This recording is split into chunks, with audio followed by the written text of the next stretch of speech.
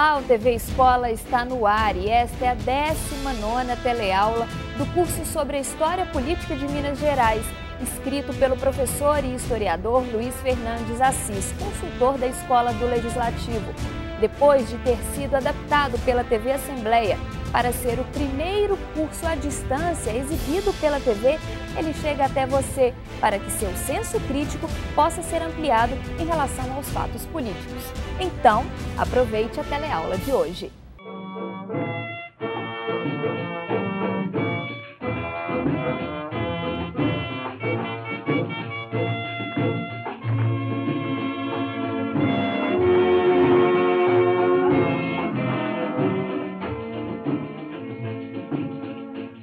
A estrela da manhã, quando brilha na amplidão, faz lembrar uma saudade que guardei no coração.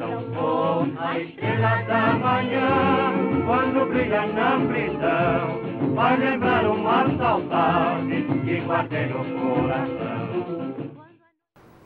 Começando a década de 40, vamos percebendo que Getúlio Vargas foi o primeiro governante que soube utilizar os recursos da comunicação, com a criação do DIP, o Departamento de Imprensa e Propaganda.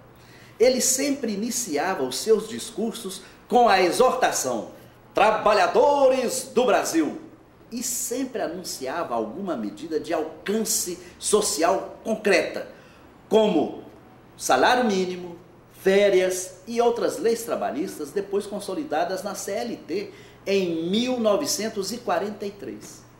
Assim, criou-se a imagem de um governante amigo e pai, guia dos brasileiros, em especial dos trabalhadores. E você, que imagem tem de Vargas?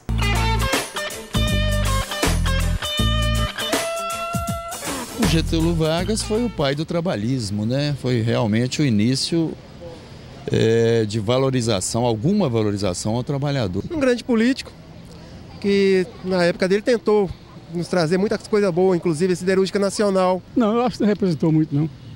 Eu prefiro essa época de hoje. Leis trabalhistas. A primeira imagem que eu tenho dele é um ditador também, né? Ele aguarda e sabe quem ele é, a nossa geração mais nova deve só saber por nome de bar e avenida. A luta iminente entre as grandes potências no cenário internacional teria aberto na periferia do sistema uma brecha pela qual nossas elites dirigentes, beneficiadas por uma autonomia que não possuíam antes, puderam ensaiar um regime parafascista, o Estado Novo, sob a liderança de Getúlio Vargas.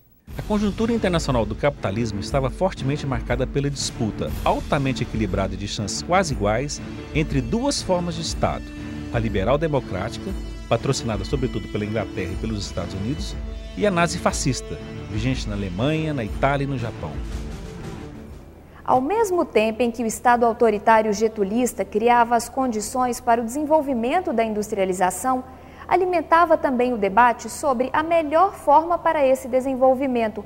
A classe patronal e os bacharéis passaram a exigir maior participação nos debates, o que implicava numa abertura política e no processo de redemocratização.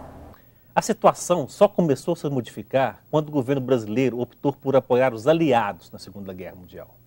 A contradição entre as posturas externa e interna foi logo apontada pelos setores de oposição, que aproveitaram a oportunidade para romper o longo silêncio a que haviam sido obrigados.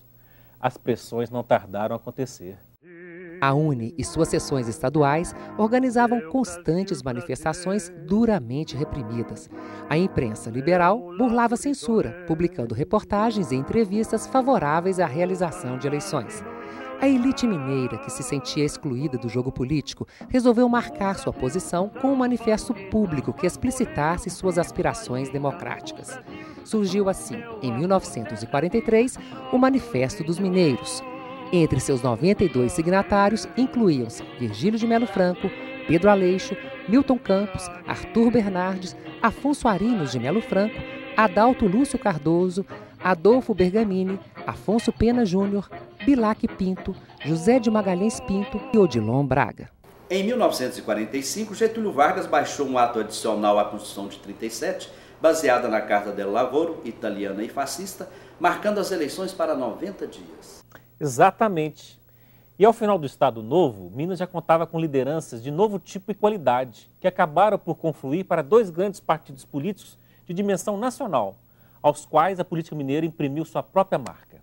A tal ponto que as características mineiras desses partidos passaram com o tempo a ser consideradas como suas características nacionais.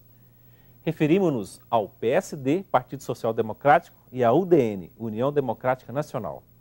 Sem nos esquecermos de Juscelino Kubitschek, que recebeu seu batismo político ainda durante o Estado Novo como prefeito de Belo Horizonte, além dos signatários do Manifesto dos Mineiros. Isso mesmo. Só que sobre o governo Juscelino Kubitschek, nós vamos falar na nossa próxima teleaula, quando encerramos o 4º módulo desse curso sobre História Política de Minas Gerais. Até lá!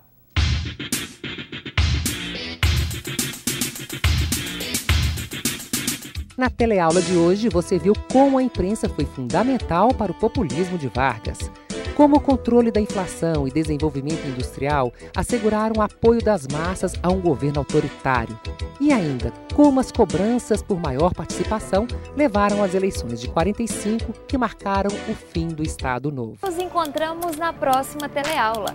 Até lá!